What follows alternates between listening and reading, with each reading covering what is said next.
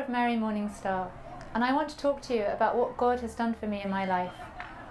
I want to begin at the moment when I was awaiting to receive my diploma to be a doctor, the day of my graduation. I was in a queue of 275 other young doctors waiting to go upon the podium and receive my diploma, and at that very moment I consecrated my entire career to the Blessed Virgin Mary. And from that moment she really took me into her heart, and she began to show me what God wanted of me. Fairly shortly after starting my first job as a doctor, it became obvious to me in my prayer life that God was calling me to something different, and that He was calling me to a contemplative vocation. But I didn't really know straight away exactly where that was going to be or how that was going to come about. A few years later, I had the opportunity to work for Youth 2000 for a year. It was the year 2000, and I gave up my job. I was working at the Royal Marsden in Sutton in oncology, and I was basically invited to be part of a mission team. Originally I just thought it was going to be for a sabbatical year, and I intended to go back to medicine at the end of the year, but God had other plans. So during that year I worked with other young people to help organise Youth 2000 retreats around the country, and it was a year of great grace and blessing for me, a year when I had time of friendship and fellowship and prayer. And during that time God really used that moment to lead me to understand His will more deeply.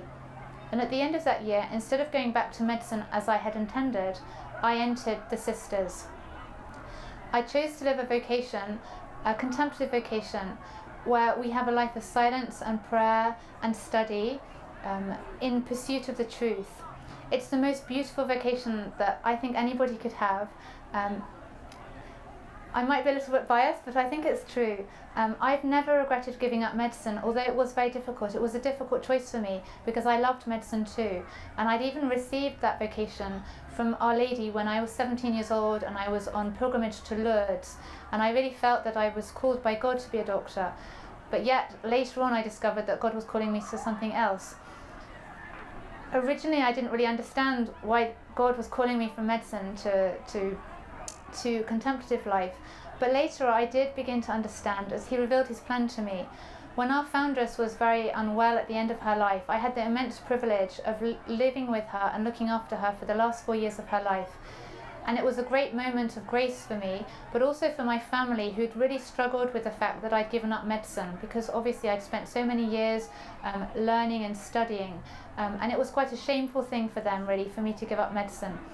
But when I was able to look after our foundress, there was really a moment of grace for the whole family to understand that it had been God's plan all along that I become a doctor and then enter a contemplative community. So really I just want to share with anybody who's watching this now that God can do great things in our lives, and He really has great plans for us. And no matter what we might be afraid of or uncertain of, we should always trust in Him, because His ways for us are more beautiful than we could ever imagine, and He can make us more happy than we could ever hope to be.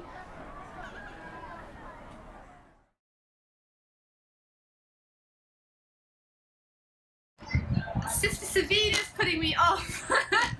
Sister Sabine, stop! Stop!